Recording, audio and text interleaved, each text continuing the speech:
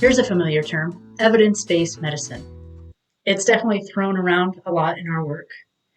Can you define it? Do you participate in it? Is it important? Do you practice it? Let's take a closer look at the principles of evidence-based practice.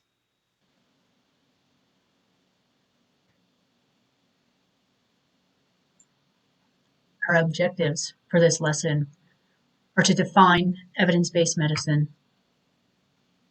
to identify what makes good evidence, to summarize the importance of evidence-based practice, and to demonstrate the incorporation of evidence-based practice in your own practice. From your own experience and your own reason, what are some reasons that you would consider evidence-based practice important?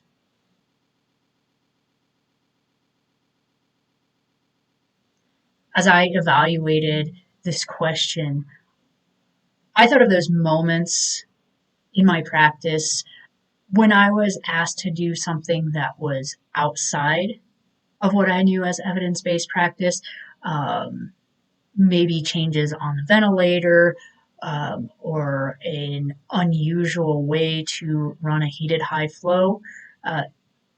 Often I was asked by a resident to do such thing.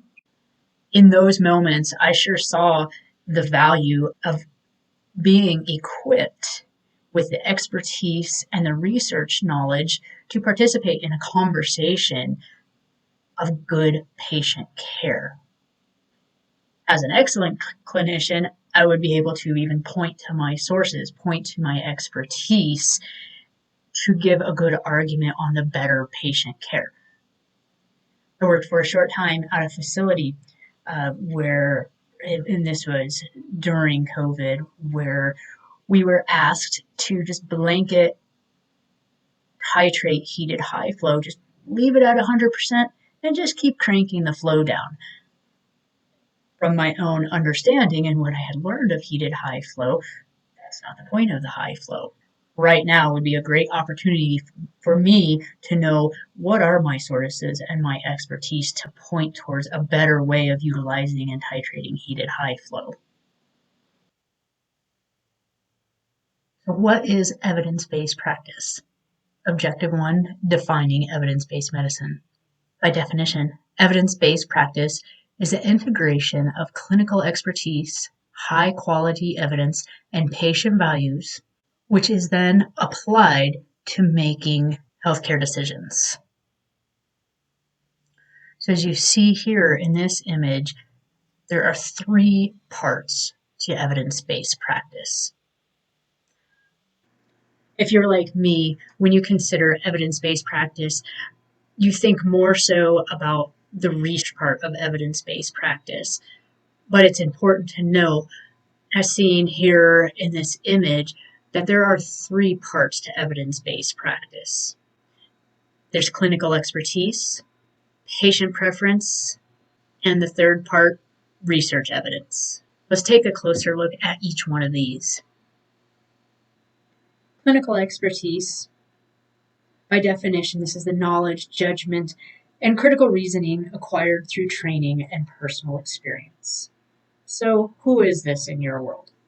Okay, in theory, those RTs that have been at it longer than you, they have gained that reasoning, that professional experience. They have seen this before and can apply their previous knowledge to what you're dealing with now.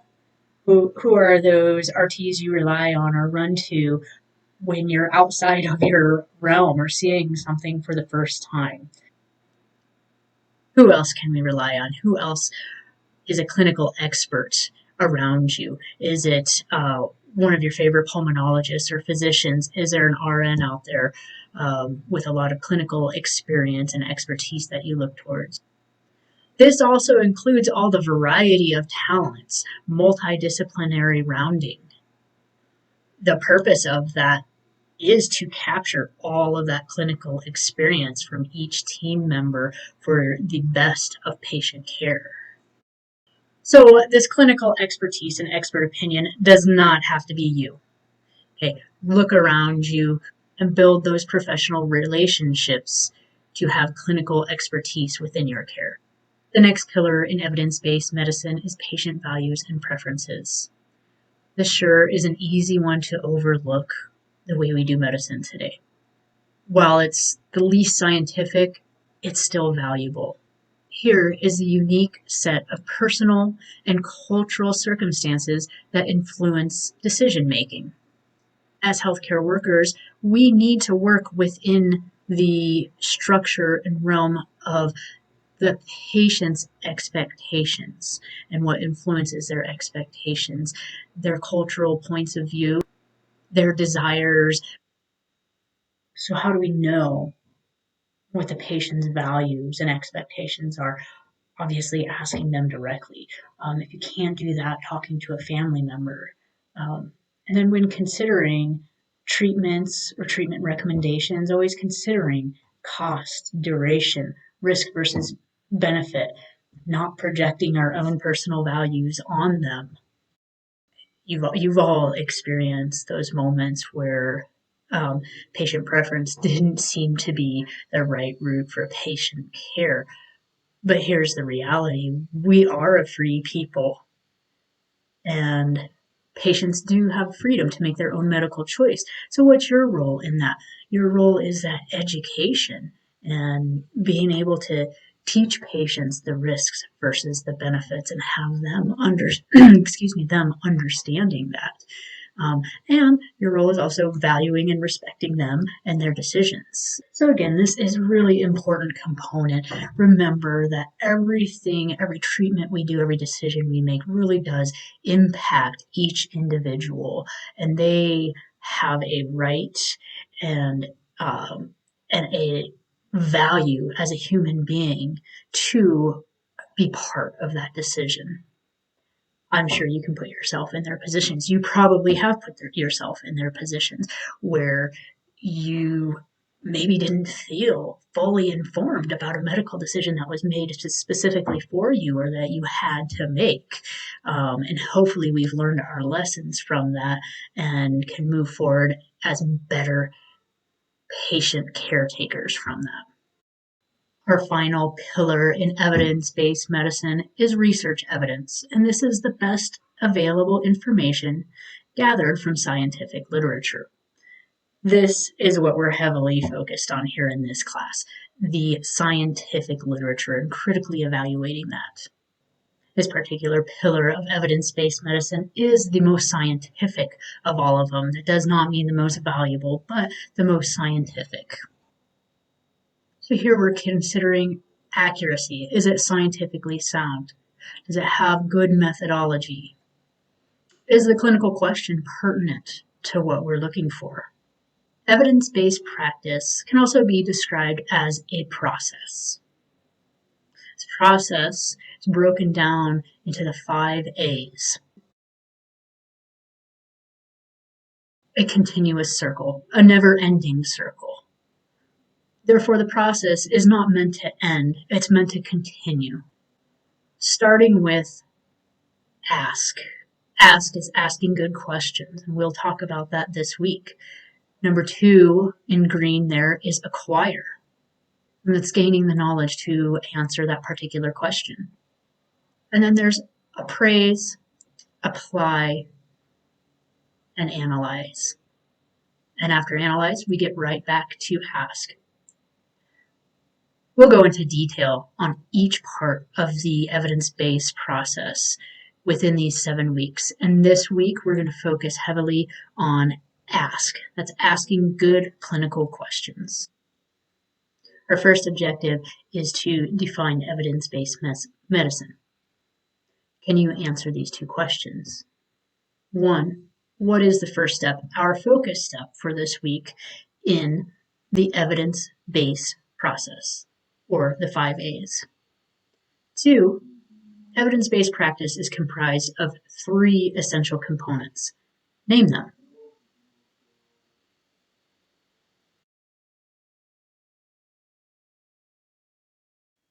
So here's a big question. What makes good evidence? This is our objective 2, identify what makes good evidence. The answer to this is really quite contextual. It's going to depend on what sort of question we're looking to answer, on what we are hoping to do with the information that we find. So when we're considering decision making with evidence-based practice, though contextual, the quality of evidence depends on certain things such as accuracy. It's important that the scientific research that we're looking at comports with truth, has high quality methodology that accurately represents results. And accuracy leads to precision. Precision ultimately is the reproducibility of the research. Can we follow the methodology presented and reproduce the results that were found? Sufficiency refers to whether or not the evidence is sufficient to back up what it is that we're trying to say or to prove, whatever point that we are trying to make. This piece is obviously quite contextual. The question that you are asking is going to determine really the strength of the evidence. Representativeness. Are we comparing apples to apples? How relatable is the evidence you found to the actual question that you had? If you're considering evidence-based practice for heated high flow for COPD patients, using the studies for post-surgical patients is not comparing apples to apples and not the most representative of your population. And the last is authority. Do the authors have the expertise to actually speak on this topic? Are they an expert? Are they educated in this area? Are they bringing in biases? So hopefully, as you see, good evidence is contextual. What I mean about good evidence being contextual refers to whether or not the evidence or the strategy fits with the context in which it is to be implemented, you being the implementer. Is it useful? Is it feasible to implement? Is it likely to be accepted? Are there resources and capacity to implement it? In objective 2, we talked about that good evidence is contextual. What are some contextual factors you can think of when considering the suitability of a source and its information for your practice?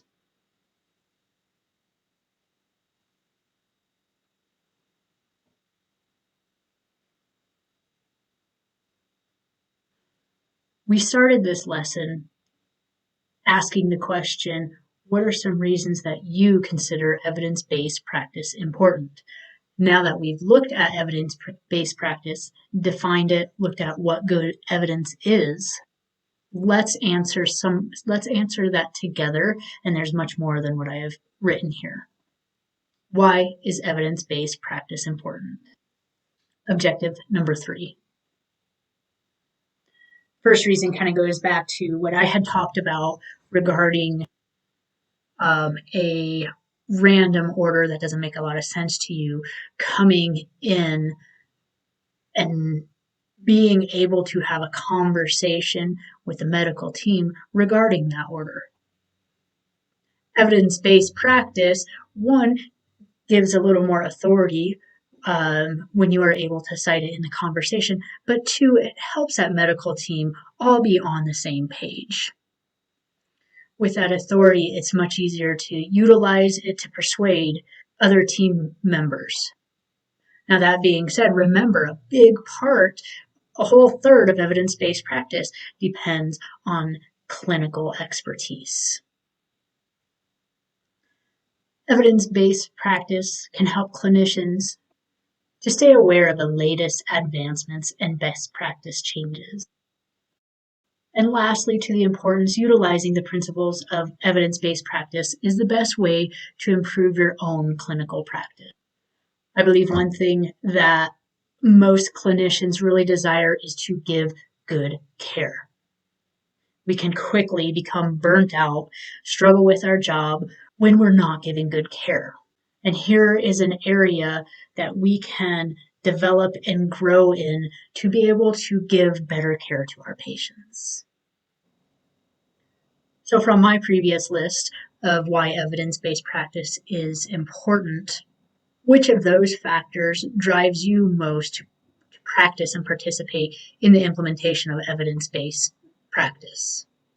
You probably heard it in my own expression. A lot of it for me is to be able to have that conversation with the medical team, to be able to intellectually participate with the team, and for that team to be on the same page, that we're all looking towards the same goal of evidence-based practice. The next question, what are the biggest barriers for you? Those I know can run the gamut. Mine are probably mostly personal, and I know time can be a factor. So considering those questions of driving you to participate and also your biggest barriers, I've put together just a few ideas of how to incorporate evidence-based practice into your own clinical practice. So considering a question we just went over of what drives you most to participate in evidence-based practice and what are the barriers, let's come up with ideas. Ideas of how to incorporate evidence-based practice into your own practice. Before I throw mine out there, I just wanted to give you a quick moment to think about it, process, and decide for yourself, how do I knock down those barriers? How do I incorporate evidence-based practice into my own practice?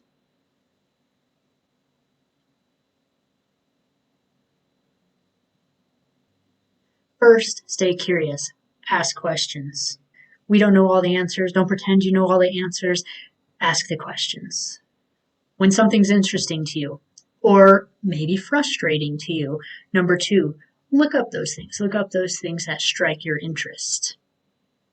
Go find answers. Sometimes a barrier is, where do I find answers? Well, hopefully you'll get that much information, at least out of this course. Build a research reading routine. There are many subscriptions out there.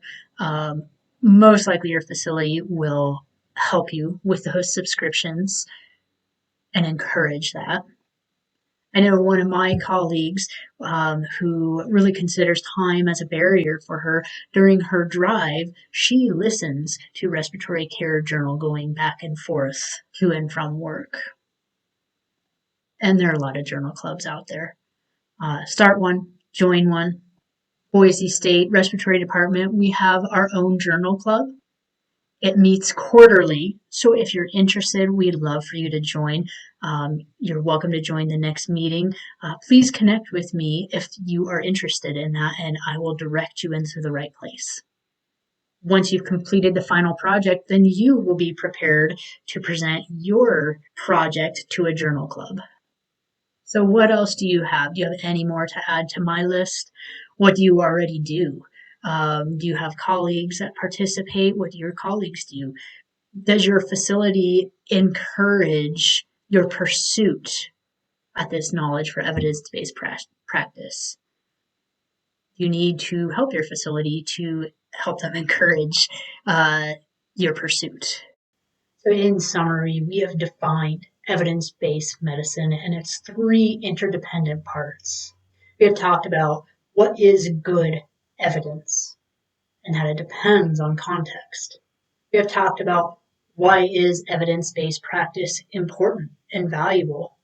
And finally, we've talked about that we clinicians need to make space to incorporate evidence-based practice into our own routine. Thank you for your attention, for joining me on this lesson on evidence-based practice. Please connect with me, email me, contact me if you have any questions or concerns.